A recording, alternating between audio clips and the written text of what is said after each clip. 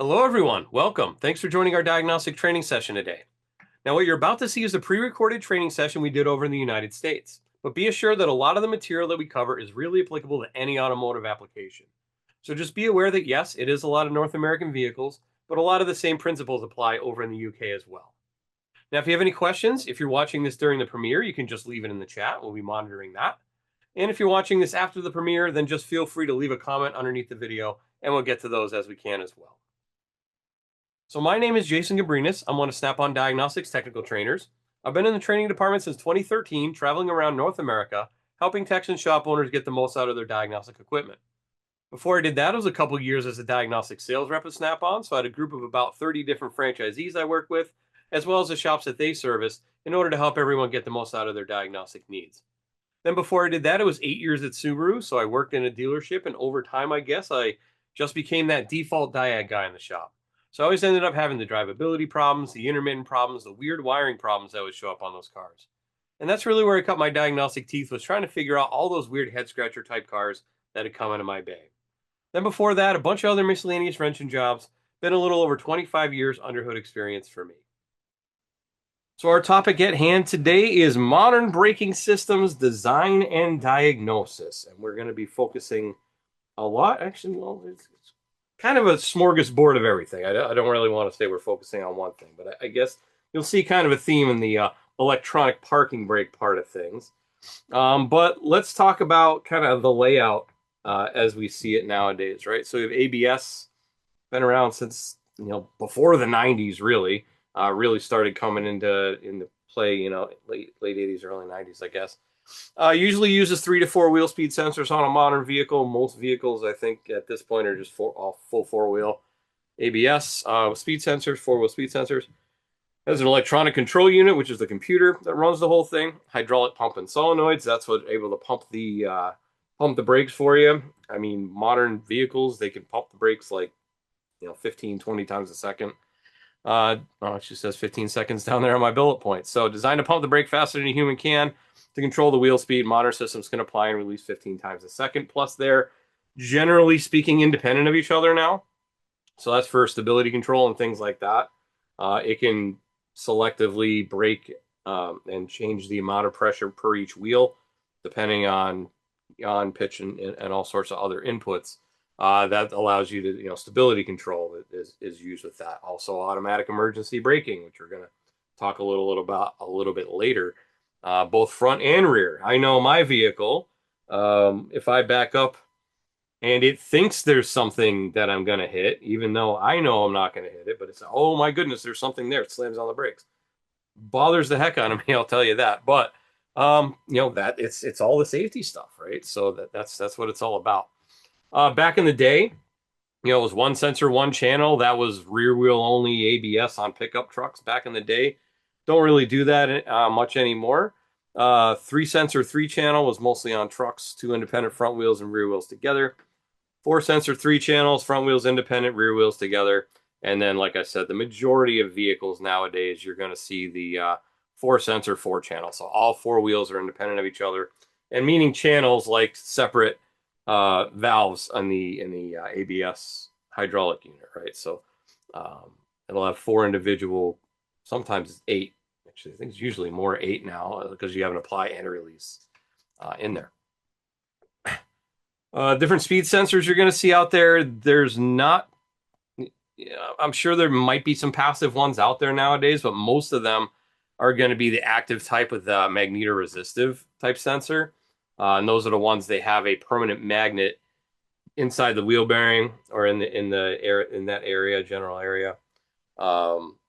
And it has a sensor, right? So it's got internal circuitry in there. It's generally going to be applied power, and then it's going to sense small fluctuations in that power that it'll send back to the module. We're only talking like a couple tenths of a volt there. So it reads these north-south magnets. Also, because of that, it can detect direction, right? So if I'm going forward or I'm going backwards, depending on whether the north magnet hits it first or the south magnet hits it first, the computer can figure out, which way it's going. Are we going forward? Or are we going in reverse? And that also comes into play in the automatic emergency braking. Not that it wouldn't probably use like the radar in conjunction with it and see something in the back, but it just needs to know where I need to be looking. That's computer wise. This one I found from Nissan. It's actually a pretty, I think it's a much better visualization of what we got going on. So it uses the sensor and an amplifier, and there's a little sensor there, and we can see the lines of magnetic force there. And then as it goes by, it is going to make the voltage going through that sensor fluctuate. Like I said, it's not a ton, but it's enough where it will cause, some ups and downs, and it'll be able to see it. You can actually see it sometimes, with a scope, be able to see that. So here's an example on a 2019 Acadia, right? So it's two wheels. Wheel speed sensor is a 12-volt digital sensor. The electronic brake control module sends a 12-volt reference voltage signal to each wheel speed sensor. As the wheel spins, the wheel speed sensor produces a square wave DC signal voltage. Wheel speed sensor increases the signal frequency as the wheel speed increases, but does not increase the amplitude. So you'll just see a square wave of the same height. It'll just get closer together or further apart, depending on the RPM of the wheel. Best place to test it is at the wheel speed sensor itself. In the front, at the rear, it's an inline connector. It's best place to test it there. And they are located at each wheel hub or suspension for steering knuckle assembly. So you can see there the different connector views, and it will look something like this, right? So square wave, not a ton. We're looking at a volt in this case, peak to peak. From 0.6 to 1.6, roughly a volt peak to peak. So it's not a huge change. Also, interestingly enough, let's see, various lights that'll come on and codes. But this failure can be caused by bits of ferrous magnetic debris stuck to the wheel speed sensor magnetic encoder ring. So, such as I said before, these vehicles use a speed sensor encoder ring with north-south magnetic pole pieces encased in a nitrile rubber ring, typically brown in color. This ring is part of the wheel bearing. So, when you're going to change the wheel bearing, you'll see that it usually, or let's put it this way. So you change the wheel speed sensor encoder, you have to change the whole wheel bearing because it's usually an assembly with that.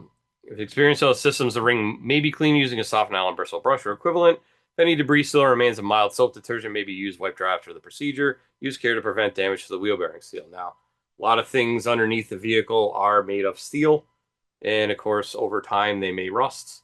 So that the rusting flakes can attach to it, I would say probably pretty easily with that. Don't use a magnetic tool to remove the debris, or the encoder may be damaged. So you could kind of nuke the north-south thing going on there and basically demagnetize it. So here is a terrible rendering from GM. This is in a bulletin. That's supposed to be ferrous material stuck to it, but I don't. It's they could have done a better job, I think, but it almost looks like it's AI, but this is from years ago, so it's not. And then also on VW Passats, and this would hold true for many manufacturers depending on how they're set up. But if you put this speed sensor in the wrong way, it can cause interference here, and you can see the encoder ring itself in there is destroyed. So it kind of went in too far, and it just did, just kind of rubbed the outside of it off. And now that's damaged and the sensor's damaged as well. I guess you can swap sides with them, I think is the case if I recall. So left side on right side and vice versa. And if that happens, they're different shapes, I guess. So if you put them in wrong, it will cause severe damage to the magnetic encoder ring. In this example, I see somebody just commented this on YouTube too. On some models, you're going to be measuring current instead of voltage. Actually, no, this is voltage too. But he said he had read current with that too, and that is possible. Small amounts of current. But in this case, like I said, this is not. It's about 400 millivolts cycling between 10.4 and 10.8 volts. So this is physically spinning the tire, and it was set up on AC coupling, and it was also set up on peak detect and like a 1-volt scale. So we can see it centered around 0. We can see how it kind of goes up and down on either side of that. That's what physically spinning the tire, and there's all of a 0.417 difference top to bottom. So that particular pattern, this is on a charger, but that particular pattern was set up like that to capture that 0.4 of a volt which is always, it's 0.2 of a volt on either side of 0 is all we're capturing with that. So um, varies vehicle to vehicle, and sometimes you might have to change some of the settings in the guided component test too. I know I was trying the other day to get a decent pattern on a vehicle, and I just had to give up at the time because I only had so much time to film. So that'll be for another day. Also, like I said, the ABS system on these vehicles participates in traction control, vehicle dynamics, whatever else you'd want to call it there. Stability control, right? StabiliTrak is one of the trademarks on that. But it uses the ABS to control the wheel speed as well as additional sensors for input. So yaw rate sensor, or it could be on most, I think most modern vehicles are going to have some sort of a multi-axis accelerometer type setup going on. Steering angle sensor, steering effort sensor, could be called a steering torque sensor. I've seen that too. But it modulates braking to gain traction on slick surfaces like snow and sand, and also modulates braking to control vehicle skidding. So it's going to try and keep it upright. And I'll tell you, it can do it a lot faster than a human person. Um, there's even some, some of the fancier ADAS systems on some of these vehicles now. They will actually steer you out of the way while braking to avoid a collision, right? You can, at least as best it can, right? Obviously, it's not going to be able to avoid any collision, but it can react fast enough and keep the brakes so you're not skidding and control the vehicle and steer you around, maybe another vehicle stopped on the side of the road or something like that. So they are pretty fancy nowadays. So here's an example on that Acadia again. It's electronic brake control module, brake pressure modulator are serviced separately. Brake pressure modulator uses a 4-circuit configuration to control hydraulic pressure to each wheel independently. And that's, like I said, most vehicles now are going to be like that. Going to be using all of this for, depending on how the vehicle is equipped. So it's used for ABS, traction control, stability control, dynamic rear proportioning, hill descent control, hill hold start assist, cornering brake control, hydraulic brake assist, optimized hydraulic braking system, intelligent brake assist, trailer brake control system, trailer sway control. All right, so all of those things are managed with the ABS system. Right, and it uses the following components, right? So brake pressure sensor, hydraulic pump with pump motor, 4 isolation valves, 4 dump valves. Like I said, it's usually 8 valves. 2 traction and stability control supply valves, 2 traction stability control isolation valves, high pressure accumulator and a low pressure accumulator, and that's all inside that module. And then it uses body control module, monitors the brake pedal position sensor. Brake pressure sensors used to sense the action of the driver, application of the brake pedal. Instrument cluster displays the vehicle speed based on the information from the ECM. Multi-axis acceleration sensor is going to show us the yaw rate, lateral acceleration, and longitudinal acceleration sensors, all combined into one sensor. Let's see what else. Multifunction switch, the traction control switch turns it on or off. Steering wheel angle sensor, so it knows where your steering is. Transmission control module receives high-speed serial data message inputs from the transmission control module, indicating the gear position of the transmission for hill start assist or hill hold. And then active wheel speed sensors supplies the ignition voltage to each wheel speed sensor. As the wheel spins, the wheel speed sensor produces an alternating current, square wave signal. So there we go, there's current there. Electronic brake control module uses frequency of the square wave signal to calculate the wheel speed. And some vehicles nowadays don't even use TPMS. They calculate the wheel speed and judge whether or not that tire is low. So it's called a passive instead of active. It's called a passive tire pressure monitoring system. Some newer cars are using that as well, which I thought was kind of interesting. We're kind of going back and forth. But I guess it reacts fast enough and it's able to tell. So yaw rate sensor, like I said, measures yaw. So yaw would be this way, right? As I'm looking, usually they're fairly centered on the vehicle, so it can detect, yaw going that way.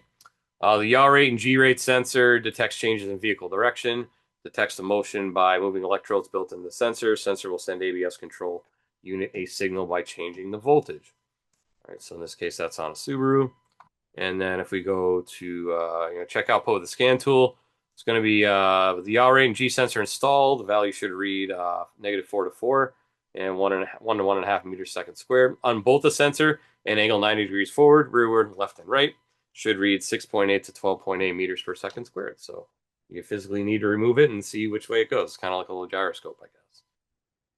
And then the multi-axis acceleration sensor.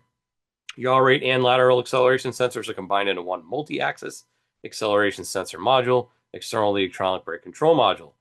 Receives serial data inputs from yaw rate, longitudinal, and lateral acceleration sensor. So yaw is this, longitudinal will be front to back, and lateral will be side to side. Right? So it picks all that up and uses all that information so the vehicle can understand, where it's going. And then in this case, we want to see 12 volts. On the, it's also a CAN bus, so we can test the CAN bus as well. And of course, steering angle sensor, it's going to tell the computer, which way the steering wheel is going and what angle it's at. So usually that's with the clock spring right underneath the steering wheel. Usually, in some of the newer electronic power steering, they might have two. They might have one on top, one on bottom, depending on how it's set up. And then we also have the torque effort sensor, or the torque input sensor, which you may hear of. This one's on a GMC as well. And that is down the bottom, you see on the input to the steering rack itself. So that is just a sensor, so it understands how much torque is being applied to the wheel. Because obviously, if I'm going to make a jerking movement with the wheel, it's going to be more torque applied than if I'm just kind of going smoothly and driving normally, right? So it knows, and that's also kind of sorta how your vehicle knows whether your hands are on the wheel or not. Torque effort sensor can tell it that as well. Do I have some sort of a weight and movement on the wheel? Then, of course, the hydraulic unit, like I said, various valves inside, and they're able to open multiple times a second, open and close multiple times a second, shifts the fluid around, so it can open and close those brake pads the way they need to. And then here's just kind of the other side, right? So here's, it's kind of a two-piece design. They bolt together. So this is the cover. That's the outside part. That's the inside part. That inside part's right there. You can see I have the four channels there, and then just these solenoids operate on the different channels. And then we talk about automatic emergency braking. So that utilizes this system as well as miscellaneous ADAS sensors, depending on the manufacturer. Some manufacturers will use just the camera. Some manufacturers will just use the radar. Some manufacturers will use both. So it just kind of depends on how they're set up. But if it detects a vehicle in front of you, it will put on the brakes to a point. Sometimes it will just assist you if you're starting to put on the brakes. Then it just kind of makes a judgment call as to how fast you're moving and how fast the vehicle is approaching or whatever. And then, as you get closer to the offending object, it's going to slow it down as much as possible. Like I said, on my vehicle, when I go in reverse, it's the same deal, forward or reverse, because it's got radar on the front, radar on the back. It usually generally works on the radar. I think there might be some camera involvement on my vehicle as well, and it kind of freaks out when the camera's dirty. So that's probably the case. I could probably look it up too, and I just haven't taken the occasion to do that. So this is on a Nissan. So the distance sensor measures the distance from the vehicle ahead and transmits the distance sensor to signal to the ADAS control unit 2. Front camera unit measures the distance from pedestrian and transmits the pedestrian ahead of the ADAS control unit 2. ADAS control unit 2 judges the possibility of a collision from the sensor distance signal, the pedestrian ahead signal, and the vehicle speed. Then performs the following operations according to the degree of possibility of a collision. Transmits a buzzer noise to the combo meter and sounds a buzzer. Transmits meter display signal, combo meter. Transmits brake fluid pressure control signal, ABS actuator. And transmits the stop lamp request signal to the BCM and turns on the stop lamp. So it will, depending on the severity, it will go more and more and more. Let's see. On-off is performed in the information display. When the ignition switch is turned from off to on, the system automatically activated, even if it's off. The system operates under the following conditions. The automatic emergency brake system will function when the vehicle is driven at speeds of approximately 5 kilometers an hour or 3 miles an hour and above. And when it's below that, faster than that, or the vehicle ahead for vehicle. And then, let's see. Automatic emergency braking system needs to be on in order for it to operate. Vehicle speed for the vehicle, approximately 5 kilometers or 3 miles an hour or more. Vehicle speed for a pedestrian problem of 10 to 60 kilometers an hour, 5 to 37 miles an hour, when there's a possibility of a collision with a vehicle or a pedestrian ahead. So it will try its darndest to keep you from getting in a collision, right?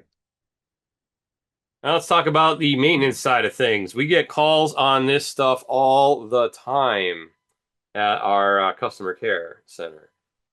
Because it seems every manufacturer does it a little bit differently. So in this case, This is on a Nissan here.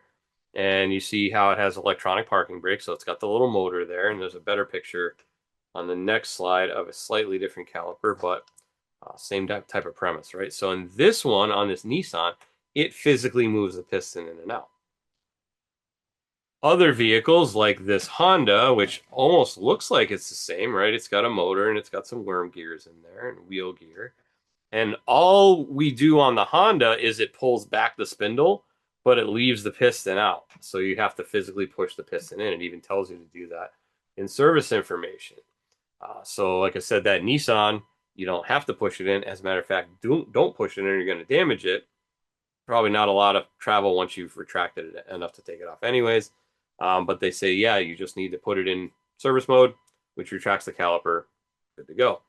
In this case, on this Honda, this is in Honda service information. It says you need to electronically retract the parking brake part, but then you need to also physically push in the piston on the caliper. So just read up on your service information. Even on the same manufacturer, it could be different. Also note, we found this one out not too long ago. We got a couple angry phone calls on this, and it's actually nothing wrong with the scan tool. It's the vehicle, the way the vehicle is designed. So we had this text added to the test to do the parking brake on this. This is on a Kia Telluride. This will be on the spring update that's kind of available now. It's slowly trickling out. But this is on those Kia Tellurides, and I don't know other models if it does it for Kia and Hyundai. But if you open the door on that vehicle, if you open the driver's door on that vehicle, under any circumstances, even if it's in maintenance mode, it will turn on the parking brake. So we had somebody call and say, "Hey, this ruined my brake job because it was in maintenance mode, but the parking brake's so close." Well, yeah, that's how the vehicle is designed. I believe it even says it in factory information. So we had the engineers put this in there so we make sure that you're aware. Please keep door closed on the vehicle. If the parking brake applies once you open the door should stay open the whole time during service mode. So because the act of opening the door activates the parking brake, even if it's in service mode. So car doesn't care apparently whether it's in service mode or not. We're just gonna, if that door opens, it's going to close the caliper, whether you got pads in it or not, whether it's installed or not. It's just going to do it. Right? Let's see. And then also, let's double check and make sure that the vehicle even has electronic parking brake when we're trying to retract the calipers on a vehicle with a non-electronic parking brake. Because we've gotten phone calls on that too. It's like, hey, I got this Nissan Murano and I can't find the test to retract the calipers. Well, did you look and see if there was a pedal or handle for that? Because up until 25, I think it was, 25 model year, they changed it. So 2024 Nissan Murano has a pedal on the floor. So just double checking how your vehicle is set up, right? So just make sure that it actually has the system before you call us and say, hey, it doesn't have it. Just because you're used to doing it on all these other 23s, 24s, 22s, whatever, just visually check really quick before you make that phone call, right? Because we've received numerous ones of those too. So in this case, it's manual. It's got a pedal on the floor. And usually when they are manual, not always, but usually, actually I can't even say usually, right? So I've seen them both ways. So oftentimes they're a drum, but oftentimes it could just be a physical cable on that pulls a lever on the caliper. Right? Yeah, my 94 Integra had that, where you had to actually spin the calipers in too. So that is modern braking systems as far as this is concerned. Let's now go to me live in the shop and we'll talk a little bit more about electronic parking brakes. Okay, so as I said earlier, that's weird. Let's try that again. Pretty much any vehicle with an electronic parking brake is going to need some sort of a functional test to open the calipers in order to replace the pads. Some vehicles, it just retracts the mechanism and then you simply press in the caliper like you would on a normal hydraulic brake system. or other times it will actually physically retract the caliper. So on this one, this is a Nissan behind me, that has the way where it actually retracts the caliper, and we'll be able to see what that piston looks like. So in order to do that though, we need to go into the functional test. So we'll go to ABS. It's going to communicate.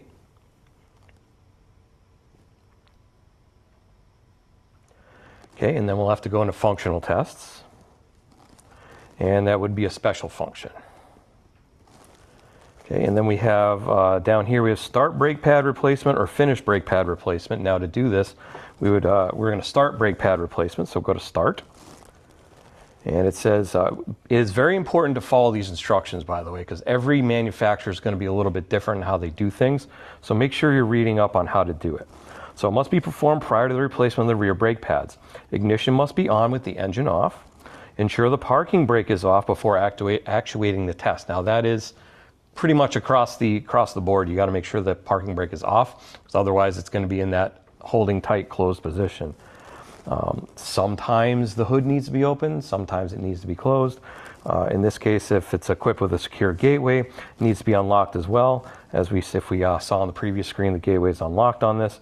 Vehicle ignition must remain on until the rear brake pads have been replaced. So that's another key point on this one. If the ignition turns off, could cause an error. If the above conditions are met, select start to begin. So we'll hit start. It's going to bring us into the test screen. And it says press yes or continue to execute the function. So that'll be the right arrow on the top left of the screen there. I'm pretty sure you were able to hear that over the microphone. That was actually retracting. And you see the little dip where the battery voltage dipped as well. So now I'm going to set the tool down and we will pull this caliper off and take a look at what we can see. So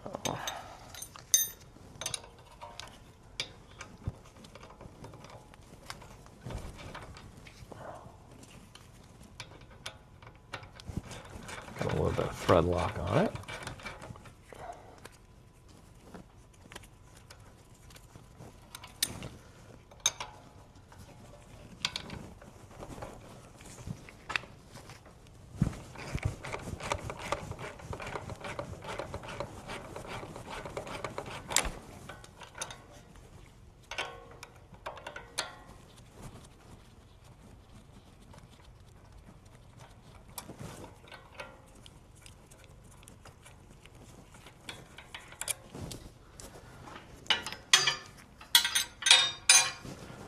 Go, nice and loose. We can pop it off.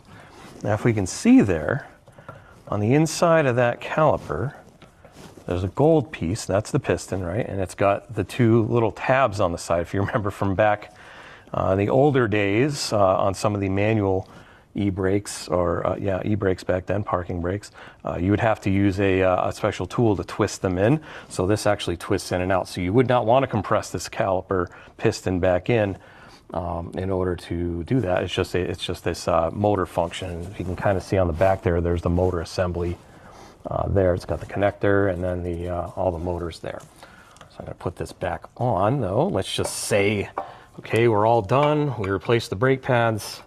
Now we need to put the caliper back on.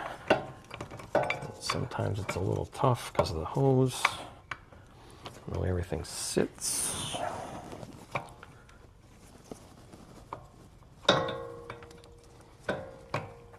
And the way that motor sits kind of gets in the way sometimes. All right, and we'll just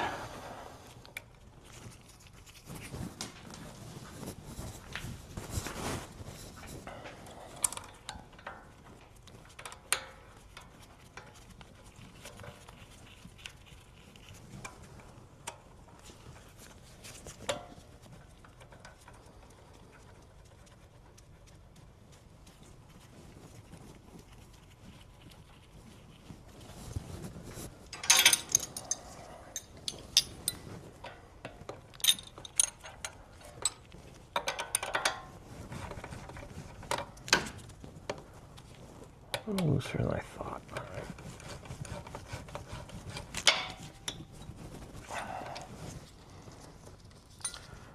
Same thing at the bottom.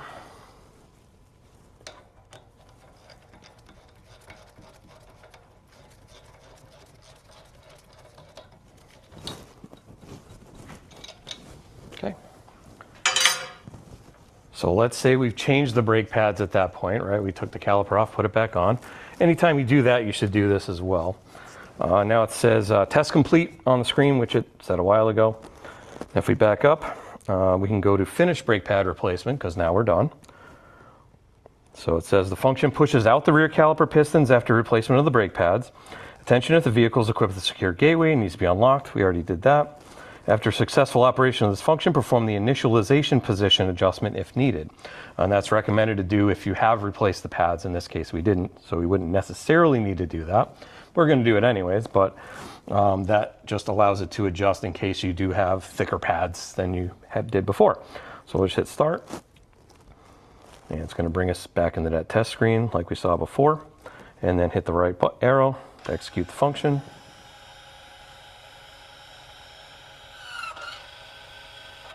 You can hear it kind of go in, bottom out, and then retract a smidge. We can see the battery voltage drop as well. So once that's done, we can back out of the menu. And then we see halfway down there, initialization position adjustment. That's that adjustment after I would have replaced the pads. You want to do that. So it says ignition on, engine off, park brake off, transmission in park or neutral, position the steering wheel in straight ahead position, which we already have. Foot off the brake, vehicle parked on level ground. In this case, we still have it up in the air. But during the procedure, assure that no unnecessary vibration is applied to the vehicle, such as opening or closing the doors. If all conditions are met, select continue to perform this vehicle. So I'm going to wait till I get this back on the ground to do that. But we'd see if we go through here, it's going to give us the same type of procedure where we have to hit the arrow. You'd hit the arrow, it kind of closes at the same time, and then it would reinitialize everything. So I'll do that when I get it back on the ground. Another couple things that we can see up towards the top that are also inside the ABS modules, the steering angle sensor calibration. So if you do any work with the alignment, steering angle, we need to do that. Decel G sensor, side-to-side G sensor calibration. So all of those may need to be done depending on what the repairs are with the vehicle. Let's look at actuator tests, see what else we have. So ABS motor to actually test the motor. You can test the different solenoids, left, right, front, and rear. Parking brake indicator, so that'll just show you the light, brake operation, and brake release. So that's all to deal with the ABS module. So we also see we have codes, we have data in there. So we can see like wheel speeds and things of that nature. Let's just pop in there real quick and see what we got. So steering angle, battery voltage, wheel speeds, vehicle speeds, odometer, decel, side G sensor, yaw rate sensor, master cylinder pressure, tire diameter, electronic parking brake mode, actuator voltages, all the stuff that you might need, brake force, park brake switch, etc. So you can see all the different data that's available in there that you might need during a diagnosis. And then if we just back out, it'll go back to normal. It's going to double check it on security link, and everything's back to normal. All right, true to my word, vehicle's back on the ground, wheels put back on, torque to spec, go back in the ABS. And we'll go back into functional tests, special functions, and then we'll go to the initialization position adjustment. Ignition on, engine off, park brake off, transmission in park. Position steering wheel center straight ahead position, that should be at 0 degrees. Foot off the brake, vehicle parked on level ground. During this procedure, no unnecessary vibration applied to the vehicle, such as opening or closing doors. If all conditions are met, select continue. We'll continue in. And it says my steering angle is 0 degrees. That's where it needs to be to do this. So we'll hit yes or right.